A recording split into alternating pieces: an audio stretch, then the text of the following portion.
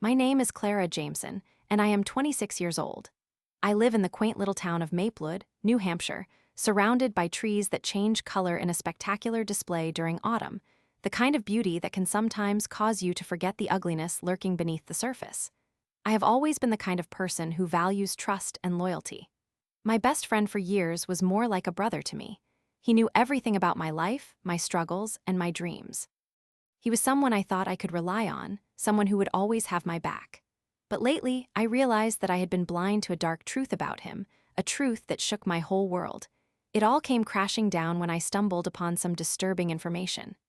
My best friend, who I had admired and trusted, was not the person I thought he was. I learned that he had been pursuing much younger girls, not minors thankfully, but still significantly younger than him. The worst part was hearing about one girl in particular he had repeatedly tried to force his advances on despite her clear objections. One incident even left her with a bruise from where he had aggressively grabbed her arm. My heart sank, and a fiery anger rose within me that I had never felt before. Not only was I enraged at my so-called brother, but I was also disgusted and determined to do something about it. I began gathering evidence. It felt like a dark and twisted scavenger hunt as I dug through conversations, messages, screenshots, and recordings from various girls who had fallen victim to his inappropriate behavior. Each time I uncovered more proof, I felt a swell of determination and an urgency to expose him.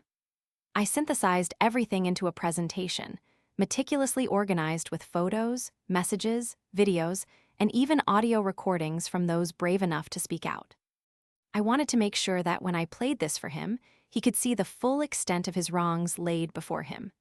The betrayals he had inflicted upon trusting young girls would not be swept under the rug. I devised a plan that would pull the rug out from under him in the most theatrical way possible.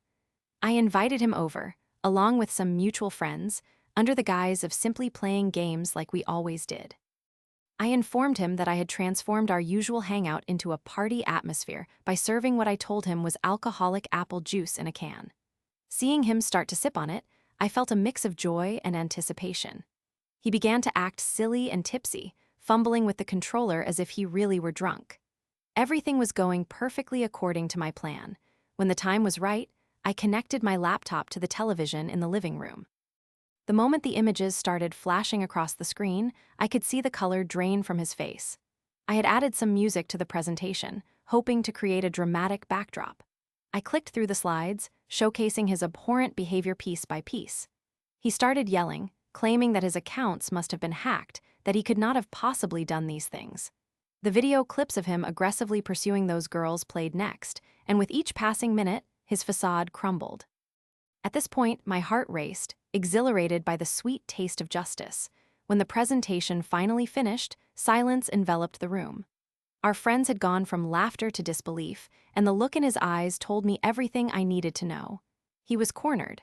It was a confrontation I could hardly have imagined, my heart pumping with adrenaline as he panicked. I saw him desperately trying to save face and regain his pride. Eventually, he stumbled out of my house, mumbling apologies that felt more hollow than sincere. "Sorry, bro," his text read later, dripping with insincerity. The very words that might have meant something before now felt like a taunt.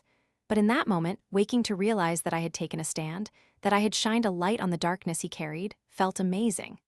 I had gone from a naive girl, blind to a monster in disguise, to a fierce woman ready to fight for those who could not fight for themselves.